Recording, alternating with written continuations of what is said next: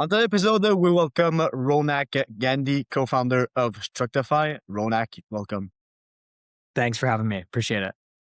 So can you walk us through your background a little bit and what made you decide to start this business? Yeah. So I found Structify it's probably around 2-ish years ago. I used to be the data guy at my old company. We, there's that guy in the corner. Anytime you needed like that custom sheet, report, etc., you would kind of turn to me and, I would kind of like make it spring out of thin air. But the reality was that, if you're living the day-to-day life, the springing, the beautiful Excel file or visualization dashboard, lead list, like whatever it was actually way harder. Uh, Due to two primary reasons. One was I found there's like this translation issue almost, right? That like I was speaking a different language than a lot of like the business stakeholders. And then two was the fact that the data and this information was scattered across a bajillion different places, right? From your internal CRM to, like inboxes, third party tools, the internet, documents, and stitching it together and cleaning it up was also kind of a pain in the butt. And so found was, in Structify, you're able to use agents to both maintain that translational layer, right? They're able to really well translate between languages in a similar way they can translate between the jargon of data, right? SQL, Python code, and everyday business concepts. And also you can use them for those rote manual tasks of structuring information, cleaning up, tables, so on and so forth. And so that was kind of like the founding insight and, what got me on my journey to being the public facing data guy or the data guy for every other company. And what made you start into data? Why were you interested in that? Did you saw like a future into that, or where did that come from? Yeah, this was actually something I kind of stumbled into. Like background in school was in English and in physics. So it's like numbers and, stories, right? What I learned was like there wasn't really like a good space, right, for that in like the workplace for a while until I kind of stumbled into like this data role, right, where you're taking all of these numbers, right, you're doing the quantitative like analysis, right, like you're stitching together these different places, you're trying to find, things that work. It's engaging that like problem solving part of your mind, right? Like when you're trying to like unravel the physics problem. Like I didn't want to do research, right? So I really enjoyed the problem solving piece. So like the data piece fit well there. But also like when you put it together, right, you have to ascribe some sort of narrative to it, right? Like tell me what this means, right? What's actually here? If we're trying to do a project with the Barbie movie, right? And we're trying to find different, fitness influencers that might, we're doing campaigns with. What, are they having their audiences purchase? What are they promoting? What do their audiences actually like? And like you're seeing these different threads come up, and all of a sudden you might come to an interesting conclusion that, like, hey, these people are purchasing like, SUVs, right? Because they're outdoorsy. They're typically, right, like parents, of large families. They need lots of seats in the car. So, like, you kind of get to something that's like, okay, well, then, GM partnering with the Barbie movie makes sense when you kind of like weave this story based on the numbers you're seeing. Cause otherwise it's just like, what SUVs, Barbie, where'd this come from? Yeah. Hmm. So in terms of like yourself and the business, are you as a co-founder decision maker? Are you still doing the data, everything taken care of, or what's your role in the business now? Yeah, I've definitely graduated from kind of doing a lot of our deployments work. Definitely over the past year, we've been fortunate enough to like grow. And so we've seen, like onboarding a lot more clients, having to do it at the same time. Like, the early days it was like me, and my two other co-founders. And like, we were the ones who would, be writing out these like, custom like customer success packages, for people that was just like files of Python code that we would then run for them.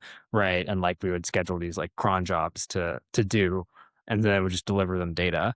And now like we've built a product around it that lets people orchestrate it themselves in entirely custom ways and build out these maps of their data to understand all of these systems. And then our deployments work ends up being a bit more like consultative. And we now have like Hovik, who's one of my really good friends from college. I actually met him on my first day of college, who's doing a lot of our deployments work for folks, and he's awesome at it. And I'm like forever grateful to him for doing it because it is like, one, it's the most interesting, but you have to like dive really, really deep into a subject and into an industry and into their data, understand it super fast, and then build something for them on a tight turnaround. And just doing that day in, day out, like and also like being a founder and having to like work on product and also sales and marketing and like all the other things like is impossible. And so like having someone who's like sole focus is to just like dive entirely into somebody else's world through their data and then like come back out, deliver a project, and then just dive right into the next thing, whether it's like deep sea mining projects, like working with like, RevOps teams, like with, their specific like insurance policy data that they're doing because they're like a newfangled like AI native insurance company. Like all this stuff is so different, even though it's, all about, right? Like how do companies make money, right? But they're all different. And so is it just you three in the business now, or how many of you guys are there? We have a team of 10. And goddamn, okay. And that grew in 2 years. So the first year was you and two other guys, and then you grew into a 10 person. Yeah, so we doubled our headcount in last year, and we're looking to do that again this year too. So we're hiring a lot on the like, customer success front, the sales front, but also on the engineering front, which is always true of every startup. Is you can never have too many great engineers. So from what you saw, basically in your time in the data, you basically saw like a fire, so something that wasn't working properly. So what made you see that and realize that in your past experience with B2B or in the business that you were working at? You saw like all the platforms, you were actually taking care of those platforms, and you were like, oh, I need one platform to have all of that at the same place. Like, how did you realize that? Yeah, it was kind of like a meeting of both like the business problem, right, and then like the technology at the time, and I didn't know, right, like when I kind of like went out into the world and the career force like that, I wanted to be like a founder. The way it happened was twofold. One was like personally like wanting to have like more ownership over what, I was doing and have it like mean something and build a team of people that, really matter to me and spend a lot of time with, you know, people that, not only, right, you have meaningful relationships with, but also like share a common vision. Like that was really, really compelling. But actually the like origin of like Structify this realization happened over pizza in New York City on Joe's on 14th. Me and my co-founder, Alex, who was one of my college roommates, were talking, and I was basically ranting to him about all of this manual data work and data wrangling I was doing, and like there were all these different terms that didn't make sense, and like this information was scattered all over the place. We were doing a project on like museums, and it was just it was like a complete nightmare. And so I was just like ranting to him, and he was like, I've been working with these interesting like agent architectures. I wonder if we could do something that would actually help you out in your job. And so, him and I kind of like jammed for a little bit and kind of like, built out like initial kind of like prototype of something that like had a hint of working, right? And like I was like, oh man, this is awesome. Like, we have to, go do this. And then, we were talking about it with folks and they got interested. And then, all of a sudden we had someone who's like, hey, I'd be interested in paying for this. And, then it kind of snowballs and you're like, well, now, like all these stars are aligned, like how could I not, go and, be a founder, right? And so it kind of like took it that way from like a pretty, casual, just like ranting at each other about how much we hate our jobs over pizza to like, okay, heck yeah, like we've got, multi-million dollar company that's, solving this problem that I used to have. And, we're using the latest and greatest tech to do so. And before your type of business, how were you getting those data from? Did you have to go into each platform, write down into like a Yeah. sheet or somewhere, and then all patch them together? Or how were you doing that? So there was a lot of like moving pieces to doing something. So for instance, like we would do a lot of like custom like polls from like our CRM, right? So you just download like CSV after CSV after CSV, and then you'd append it all into a Google sheet, and then you would try to make sense of it. But then you would have all of these like missing gaps and holes, and so you would like do some manual parsing on top of like the like notes section for your CRM to figure out, okay, do we like store the phone number here? Okay, we're using a third party tool to enrich phone numbers and emails. Can we pull that, information in? Well, in a lot of cases, like we have to go hunt down information on the web. And sometimes it just lives in these articles or blog posts or on these companies' websites, and there's no like rhyme or reason to them. And, we had a team of interns that, were just doing that and just like looking at websites and like typing numbers into like spreadsheets and then sending them back to people and then being like, all right, now let's do the crunching and like, let's, run the filtering, the report, the, you know, um, every now and then you have to put up a chart or whatever. You'd put up the chart, but like that was how it was. When it was pretty manual. And like to be honest with you, I kind of felt bad for the interns because they were like, some of like the brightest and sharpest people, in the company, and they're just copying, pasting stuff from websites and articles into spreadsheets. Wow. And how many people would needed to be there for that kind of work? As that sounds like there's a lot of people just doing research, and now AI basically just does that by itself. So how many people did Yeah. AI be replaced for that kind of task? I mean, you'd be surprised for like a lot of like big clients that we work with, they're maintaining teams of like 100 plus people overseas to just do this. And then for some of them, it's like they have like this glorified intern force that like does it for them. And it's like, these like really, well educated new college grads who are just, yeah, look, copying, pasting stuff. And of course, there's a little bit more to that than just copying, pasting, and they do other things. But, a lot of the job is kind of can be like that.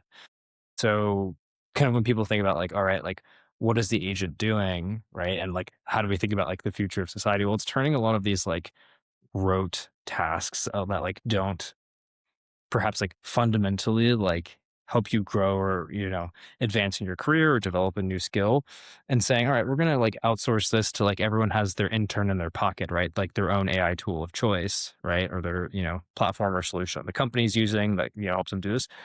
And I feel like then you're moving towards like maybe more of like apprenticeships or like things where people like work under like a really skilled person trying to learn like that craft, or for instance, right, if we're like doing marketing materials, right? How like what goes into the storytelling that you're doing here, right? What happens for the decisions?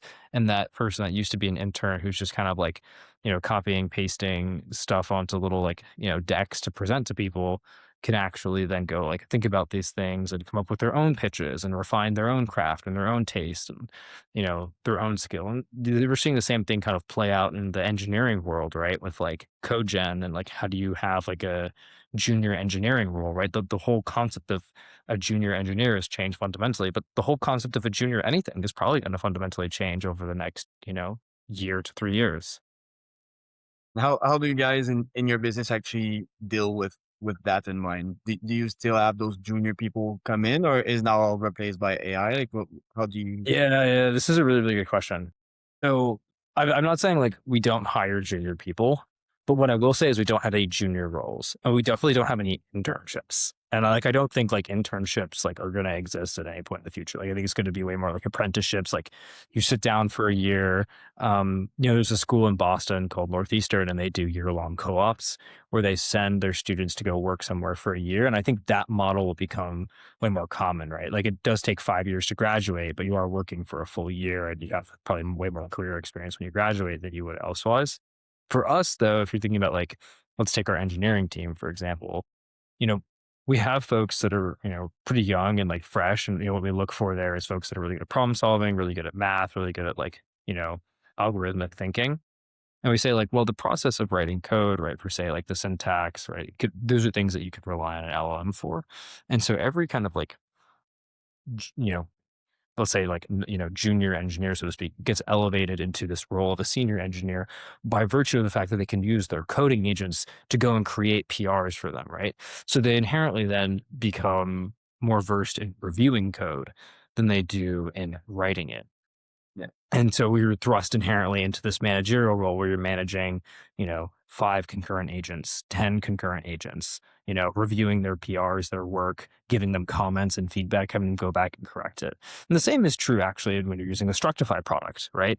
You're a manager of a team of data analysts, right? That are doing, 10 tasks at a time, right? You're reviewing their work. You're saying, hey, this looks good. No, we need to tweak this. Like you made an incorrect assumption here. Like, how can we change this thing up? Right. And you're sitting at the top where you're looking at those results, right? You're looking at those output tables, those lists, those charts, those dashboards, and you're feeding in, right, your commentary or your context. And the interesting part about like our product is like, yes, we do all this data work, but we're capturing that commentary and context that you're giving and codifying that into this like context layer, right? Or what we've kind of said is your like data map, or kind of like a handbook, if you will, that captures, right? How do you define these things? When people say this, what do they mean? What are those assumptions? And that I think is where like the real edge the next frontier of AI tools lives is like, how are you capturing that such that you can make the managers, right, actually be coaches, right?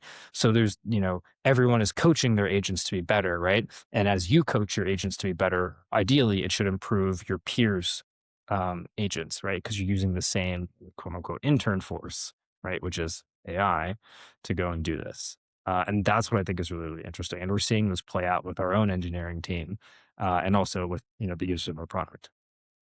But do you think AI could maybe at one point just train itself?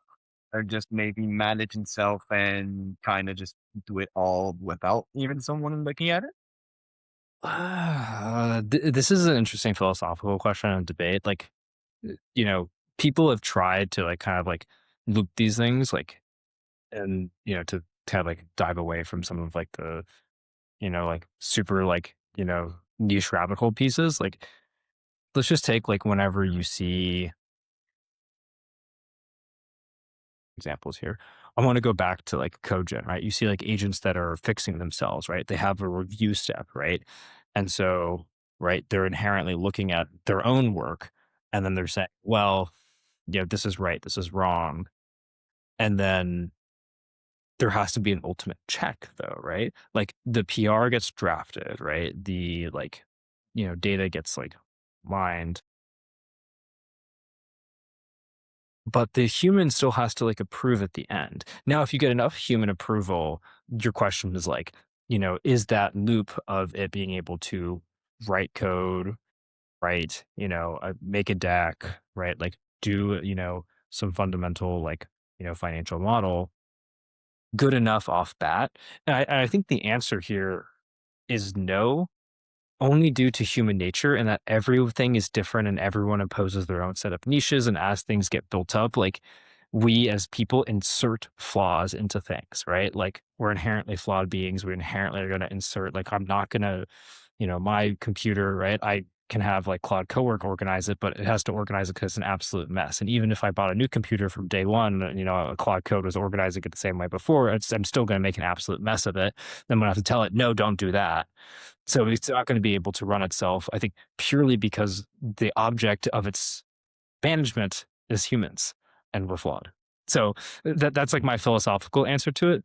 I think like technically, certainly you can get to something that's approximate of it, but I think in practice, it's not going to feel like it's like managing itself in real use cases, dealing with people. Now, if it's in use cases outside of people per se, but like systems that are, I don't know, less flawed, less like, you know, different, right? Like the way I organize stuff is different than the way you organize stuff. If you and I were to work on a team together, we would inherently have like idiosyncrasies in how we organize things, which is also contributing to this.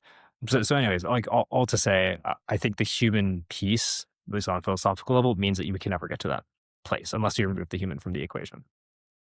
Makes sense. So coming back to Structify, I'm just a bit in question of like how does it work when a business start with you? How do they set up the platform? How do they connect everything? Is it through APIs? Is it through how does that all work with them whenever someone's onboarding on in the business? Yeah, great question. So, step one is you connect all your different data sources. So, we have a bunch of one click connectors. So, you can just simply like log into your Salesforce, log into your HubSpot. Or, like if you have a custom API that you want to link in, you just drop your API key and we'll set up a connection to that data source. From there, then we build the data map, which is a catalog slash like inventory of all your different data sources, all those tables, all those columns, not just like the metadata around it, like what type is this column, like, when was the last time it was populated, who populated it, who created it, et cetera, but also like the actual meaning behind each table and column. When this table, right, says it's about, team sessions, what it means is that whenever somebody logs into the product, we're logging an activity that says this person on, the Structify team, right? Or on the Snowflake team or on the, like Toast team logged in. And like that description would then be put onto that table. From there, we go and we start building out this wiki, right? Which is kind of what I was referring to as that context layer of like, what do things mean? And we build this out both based on the actual data, but also based on how people ask questions, right? So from this point, you can like ask Structify questions and say like, hey, can you, you know, pull this data in this type of way? Can you help me understand churn? What's our funnel look like? Tell me about, how long does it take a user to complete onboarding in our product, right? If we're, trying to, run an analysis for what influencer campaign we should do next, how did our previous ones perform? Tell me about the interests, the affinities, et cetera, for those people. And the way in which they ask the questions, they get answers, they get their charts and their tables and all this stuff built out. That goes into informing the wiki. And so and all of this can happen within, a day or less, right? Like connecting the data sources takes like, you know, 10, 15 minutes. Building out the data map can take anywhere from 20 minutes to 2 hours. And then, the wiki kind of just gets built in the background as you interact with the product. So that's how people can kind of get started with it. And then you have, both the wiki to help people onboard and understand the business, but then you also have a way to just like, Slack and get questions back to you, right? Regardless if you're sending it via the Structify UI or email or, eventually WhatsApp and text message. Um, so I think like that's the way in which people get started and that's the way in which people interact with the product. And how did it go with like employees or people that are maybe less familiar with like AI and don't really know how to use like those platforms? Because sometimes like the CEO will buy your platform, but then the employees maybe are like not as advanced in the technology. Are they using it like properly, or do you need like training to them, or how does You it work? you so that's, like, the best part about it is, like, you don't need to know anything about the data. The way in which you interact with our product is as, like, simple as you were interacting with a coworker who's, like, your data guy, like me. You just, like, at Structify, like, in Slack, like, or, like, send an email, right, to, like, Structify at, ramp.com or brex.com. And then all of a sudden it sends you back a response and it's like, here's the information you're looking for. You just ask a question like, hey, have we met with Spotify before? And then it will give you back the answer. Or if you ask something that's like about a specific business term that you have, right? Like, how do you guys define user, right? How do you guys define, NRR, whatever? You don't have to know, right? As like, the person who's way down the ladder what these things mean, you'll just get back the right answer according to how the organization defines it in, right, the, like, data docs and the wiki. And it like the database in the background just does it automatically with what people are doing in the business. It's not like people that need to manually put like documents or track people into that database. No, like, people can just ask questions based on top of it. So, like, to a certain extent, right, as long as people have the right connectors configured and you kind of, as an admin, set up the right role-based access, to the different systems that you want, you know, for instance, if you have your product database, you don't have to worry about, "Oh, I need to set up these sets of permissions for these people to be able to read from it, or I need to set up this set of whatever for" anyone can access it in a safe manner that you configure and decide in. And you can just, do so via the Structify UI without having to think about all the like intricacies about like permissioning or, role-based access control. And did you guys use it for, I think you mentioned marketing a little bit for to help the marketing campaigns and stuff like Yeah. that? Yeah, we typically see like the most pickup adoption is coming from revenue operations teams, which are the folks that have to inform a lot of like the sales and marketing strategy and the actual like playbooks and, I guess operations, like the day-to-day functions of sales and marketing. Do you have any comeback, like feedback from that? Did the ROI change? Was there good feedback or good change of that came from the AI that they actually can implement and make more money out of? Or what does it look like for the businesses? Yeah, yeah, this is a really good question. So there's one, keep your eye out for some really good case studies coming out from us about this with some really exciting new batch of customers that I can't wait to share about. But two is we found that people are able to use the data to not only save themselves time, right? Like you're able to get through a lot of ad hoc reporting, right? That might take you weeks to do, or that teams might not ever do because it's going to take too long, right? And they just don't have time on a day-to-day basis to do.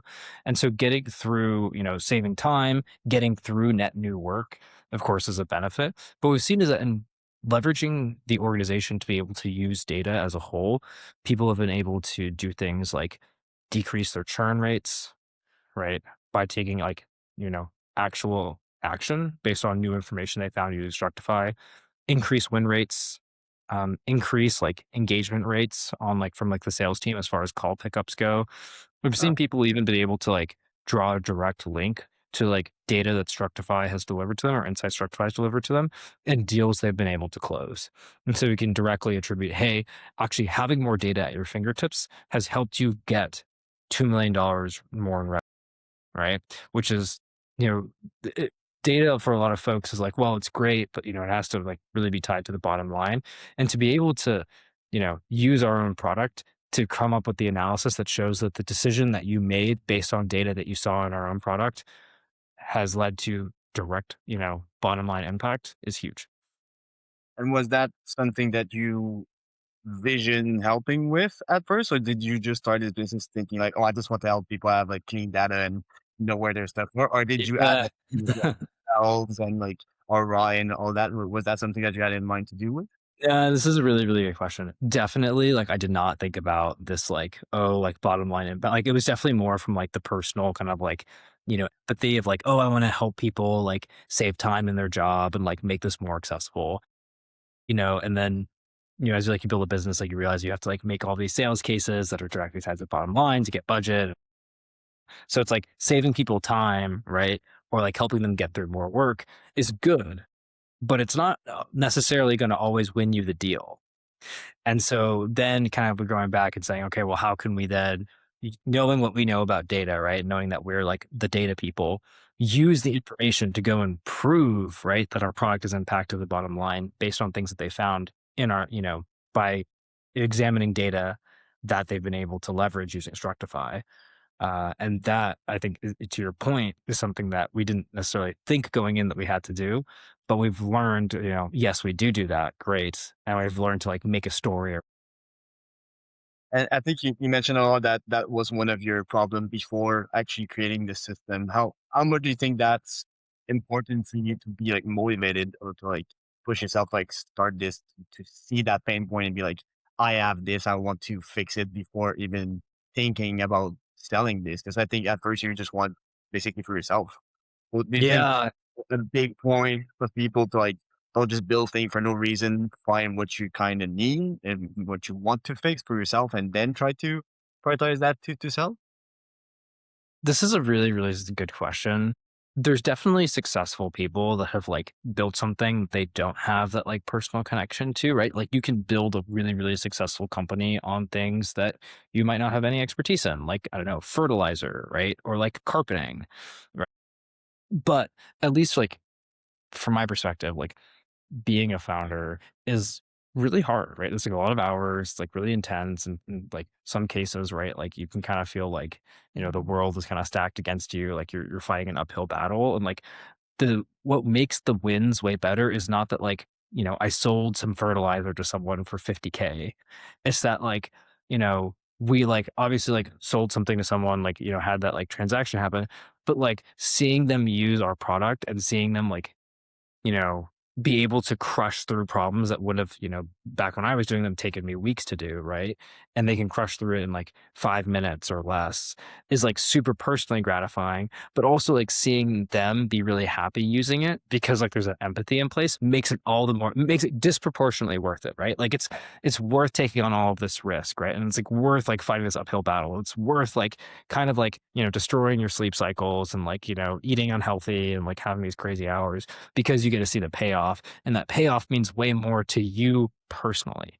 And that's I think why having that like I guess like founder empathy or like whatever you want to like brand it as is like makes it, at least like for me, more palatable. Not to say you can't do it, but yeah. But I have a question that I'd have to ask it to like AI CEOs is, do you think data is the word that is now super important related to AI, or is it AI more important that then brings the subjects of data? Because I talk with people and people are like, "Oh, data has been here for so long, and now Yeah. because of AI, because you need data to be good, now data is starting to be like proper because of AI." Or do you think data is more of like the important subjects? And when talk to like CEOs and want to sell your thing, do they talk about AI and then you're like, "Oh, but you need to do your data first?" or they come in wanting better data before going with AI? I'm gonna take a bit of a contrarian take here. Actually, it's neither. It's context. And that's the thing that I'm hearing the most, and it's the thing that I actually kind of believe is like people now have systems in place kind of to like get their data, in like a reasonable-ish fashion, right? Like people understand that, right? And then people kind of understand like what deployments of AI agents look like, and like, it's great. And, it's like when you have like your data in like a nice place and you have like the agent that actually like, theoretically like is super powerful and like, is like well guardrailed and everything, like it should output the right result that you would expect it to, and it still doesn't. And the reason why it still does it is you haven't necessarily given it the right playbook, right? The right context to be able to understand everything about this specific problem that you're forcing it to do, right? So it's like, yes, you can get it to work in, I don't know, 60% of cases, right? But in 40% of cases, right, this is, it becomes this long tail, right? When you're doing things like underwriting insurance policies, you have to be able to like handle the long tail. And if you can't handle the long tail, well, then the data, getting in the right spot, right? Like getting it all cleaned up and ready, not worth anything. But, like having like the best in, class like model, not worth anything because you're screwing up 40% of, insurance underwriting policies.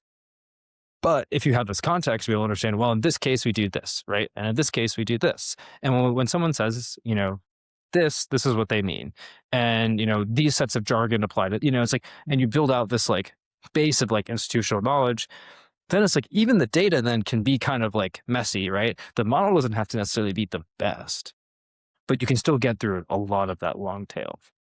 So that's the argument I would make is like, I think this is what people are realizing is like codifying that into a place that is like digestible for both people and agents is, I think, the like crucial next factor. And it's kind of this weird place of like codifying context means that you're taking a lot of like structured information and like turning these like structured processes and outcomes into an unstructured playbook or unstructured document that then gets fed back into the agent is kind of like a very like weird and circuitous and doesn't make a ton of sense. But I think it's actually like one of the most important things. Having like a context layer for sort of any big enterprise deployment is, I mean, the future.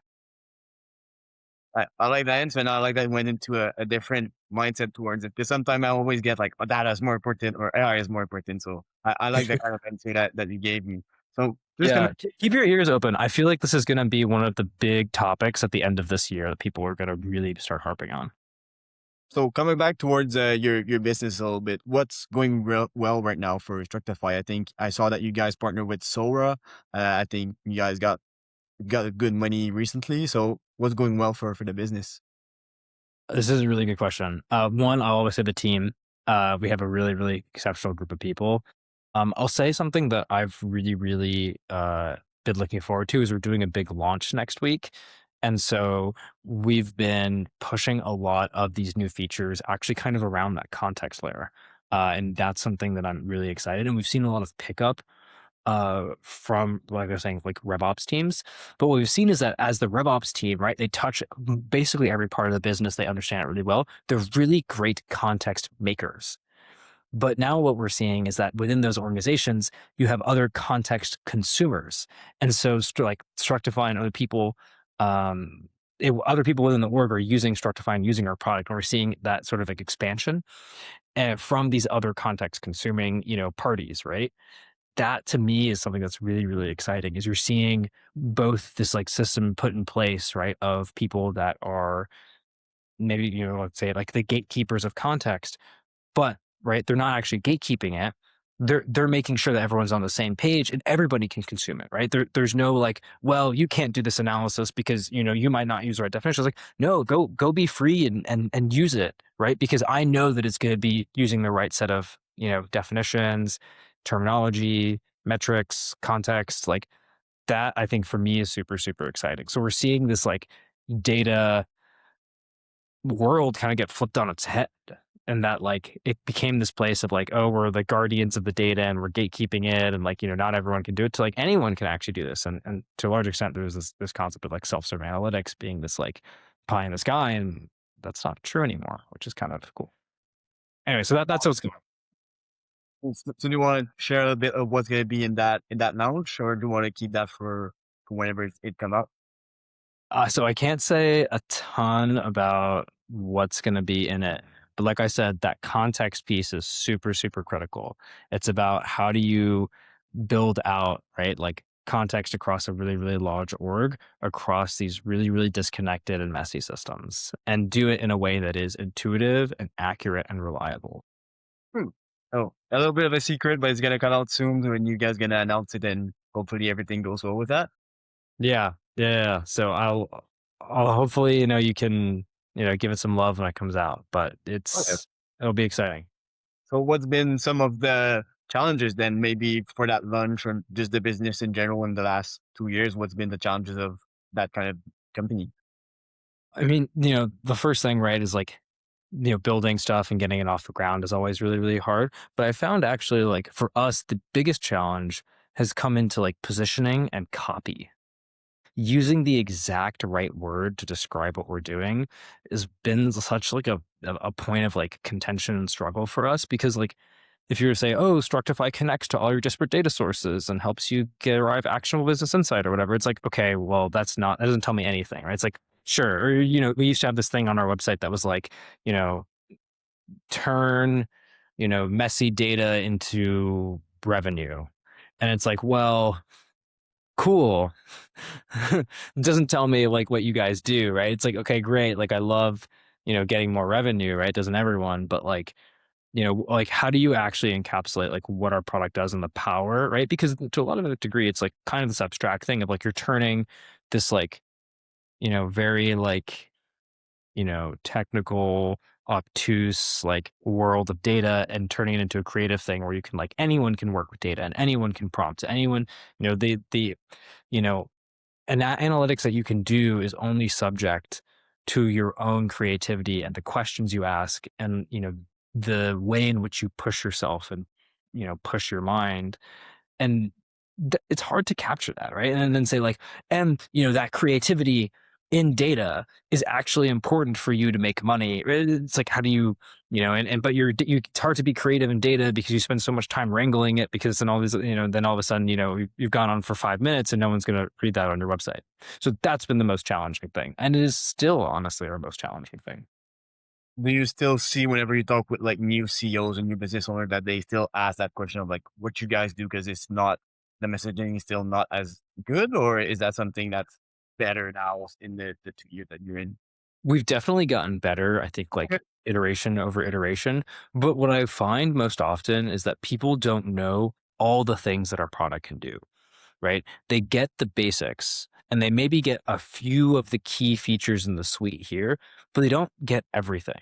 And perhaps that's something that you can never kind of get to without being super abstract. But I think it's a big challenge still, right? It's like how do you capture that and like, you know, weave, right, like stories around this, but also kind of like, say, right, a few words that like gets people in the right mindset outside of just like your, core like positioning statement or value prop, right? Which, as like the landscape changes, right, you want to have something that like screams like this is different and this is Structify, as opposed to, well, this is just some generic data tool.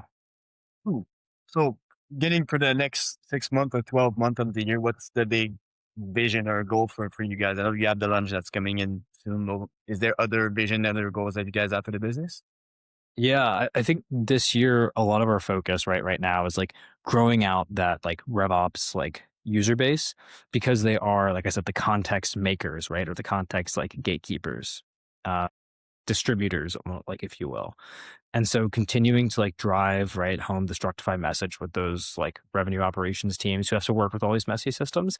And then using right them since they're the context distributors to people, helping them unlock this like joy of data and creativity of data for other people that they work with, right? Whether those are the sales teams, marketing teams, right, product teams, biz ops teams, getting them involved and kind of having for us, like it's kind of this land and expand strategy, right? It's like you land, you drop it in there. It's kind of like this fun product. It's addictive to use. It like answers all of your questions. Like you just kind of keep pushing it, over and over and over again. And as you do so, it actually makes the product better. Builds out the wiki, and so it's actually a really productive thing to do and then having it roll out to more people. So I'm really eager to see this like transition from right like the context gatekeeping to context distributing. That this is kind of the framework that we're using for our next launch after this one. That's nice. And long term vision, like 5 years or so. What's is there a big vision of that? Like a couple million revenue business? What does that look like? Yeah, I mean, certainly, like everyone's aiming for not just like the unicorn, but decacorn status. But the real thing, and this North Star here is like we want Structify to act as your like enterprise data team, right? Or even you can even think of it as like it's not a data team anymore; it's a context team. And so that's kind of what we want people to think about is like, you don't need to have all of these people to like be your data guys and worry about all this piece, different information like about your analytics and about this and about this and about this. Like Structify is going to act as that.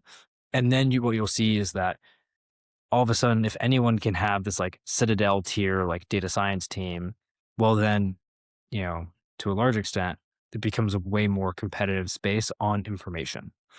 And I think that's what I'm really excited for because people all of a sudden, right, can then make really, really informed decisions off of lots of information without having to maintain a 100% data team. And that's like the world that we're trying to push towards is saying like, hey, Structify is powering these other, the underdogs, right? Almost to like be able to like fight up against the big players. That's nice. So just to end up this conversation for people who maybe wants to connect with you or follow your business, where can they go? I would say drop me a follow at LinkedIn is definitely the best place, or drop the Structify company account, follow on LinkedIn. So you'll follow along. My like LinkedIn handles like Ronak-R-Gandhi. Perfect. So Rennick, thanks again. I appreciate the conversation. No, thank you so much. I appreciate it as well. It's a pleasure to chat.